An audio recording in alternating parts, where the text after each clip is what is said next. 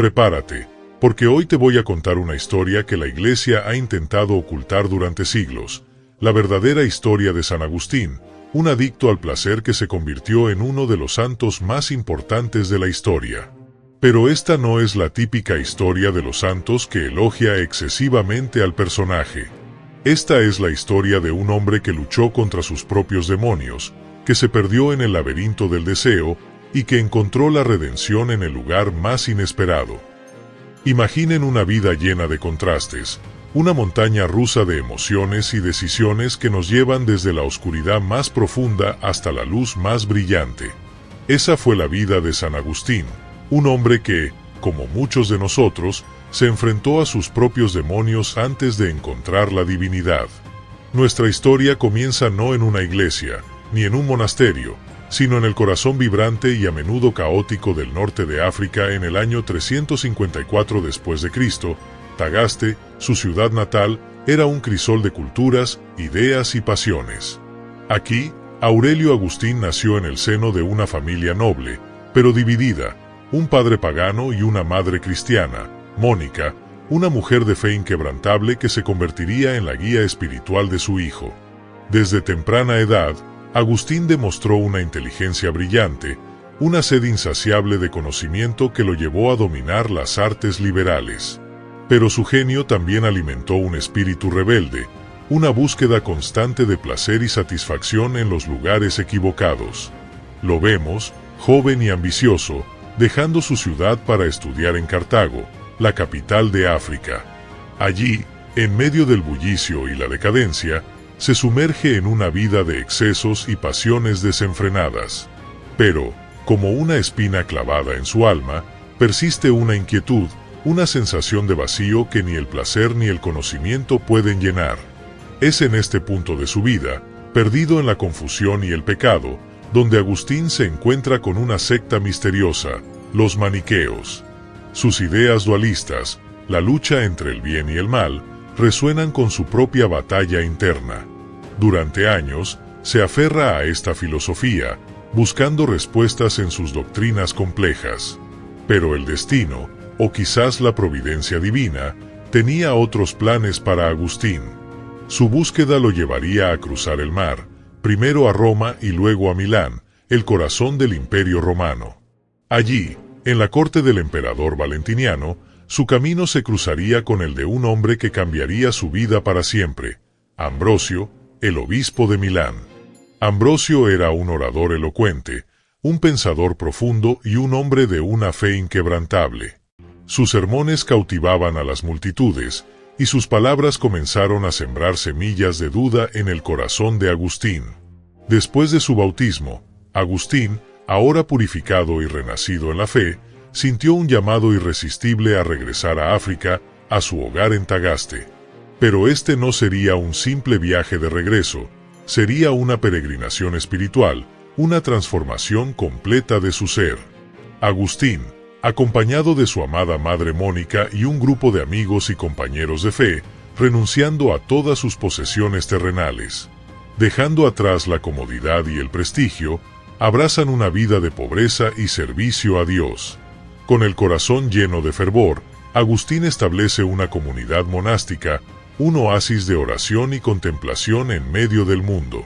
Allí, junto con sus hermanos, se dedica al estudio de las Sagradas Escrituras, a la meditación y a la ayuda de los más necesitados.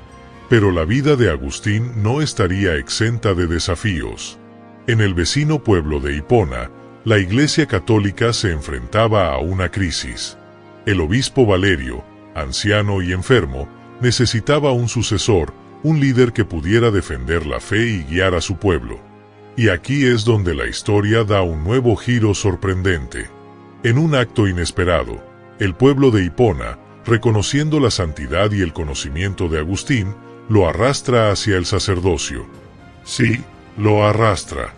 En una escena dramática, Agustín es tomado por sorpresa en medio de la multitud y proclamado sacerdote. Al principio, Agustín se resiste. Él no busca el poder ni la fama. Su único deseo es servir a Dios en la humildad y la soledad. Pero el obispo Valerio, reconociendo la voluntad divina en este acontecimiento, insiste en su ordenación. Y así, de la noche a la mañana, el erudito y monje se convierte en sacerdote. Un nuevo capítulo se abre en la vida de Agustín, un camino de servicio y liderazgo que lo llevaría a convertirse en uno de los santos más importantes de la historia. Agustín, en su monasterio, rodeado de sus compañeros, cuando un hombre llamado Firmo, un negociante, se arrojó a sus pies, bañándolo con lágrimas. Firmo confesó haber sido un maniqueo durante muchos años, donando grandes sumas de dinero a la secta. Pero, tras escuchar a Agustín predicar, la misericordia divina lo había tocado, convirtiéndolo al catolicismo. Agustín y sus compañeros, profundamente conmovidos, quisieron saber qué pasaje del sermón había impactado más a Firmo.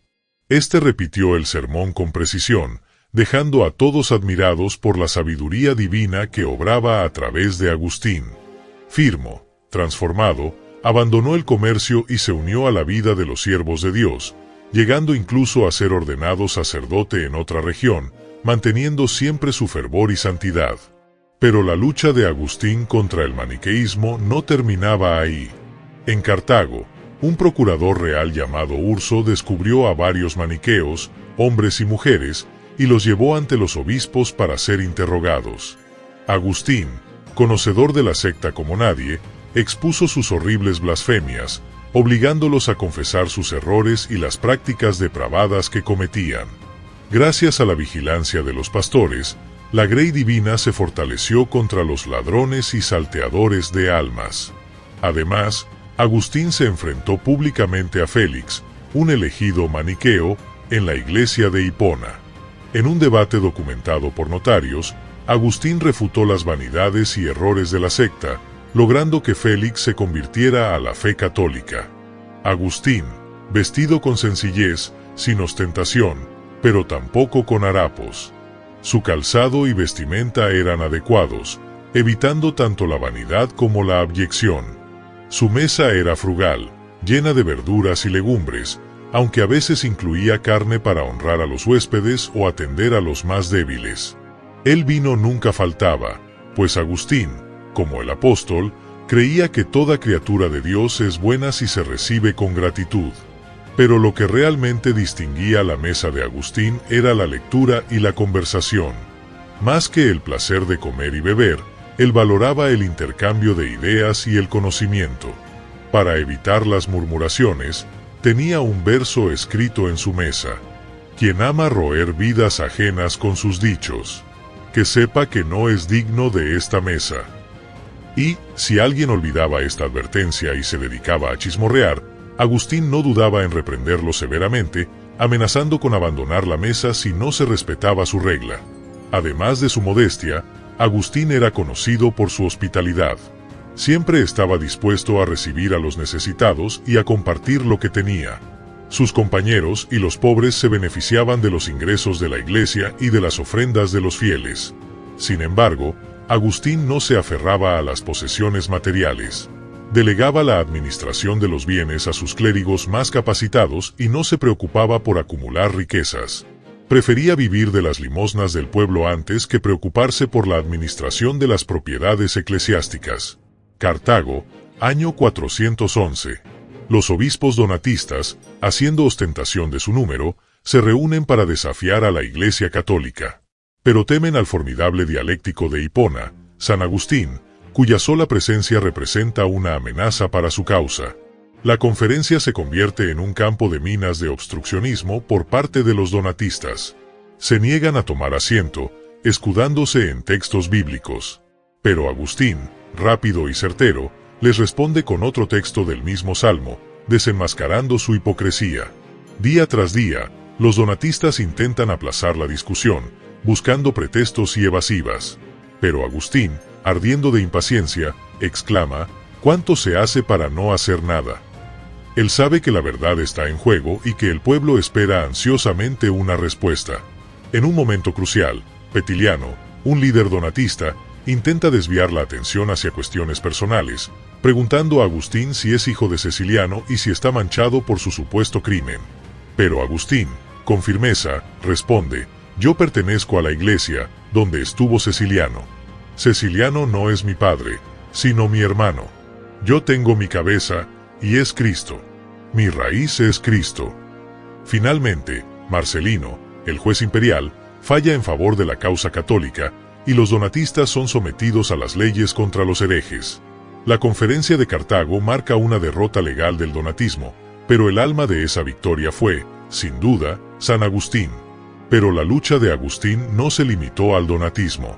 En Cesarea de Mauritania, se enfrentó a Emérito, un antiguo obispo donatista, en un debate que se convirtió en un monólogo debido al silencio obstinado de su oponente. Y en otra ocasión, se enfrentó a Maximino, un hábil defensor del arrianismo, en una esgrima de textos bíblicos que dejó a todos admirados por la agudeza de ambos contendientes. Hipona, año 430. Los vándalos, liderados por el temible Genserico, asedian la ciudad. La guerra y la destrucción se ciernen sobre la tierra que Agustín tanto amaba. Pero en medio del caos, el obispo anciano permanece sereno, consciente de que su hora se acerca. Agustín, consumido por la edad y la enfermedad, se retira a su cama, pero su mente permanece lúcida y su corazón lleno de amor por Dios y su pueblo. En sus últimos días, pide que se le transcriban los salmos penitenciales y los cuelga en las paredes de su habitación, para que pueda leerlos constantemente y meditar sobre sus propios pecados y la infinita misericordia divina.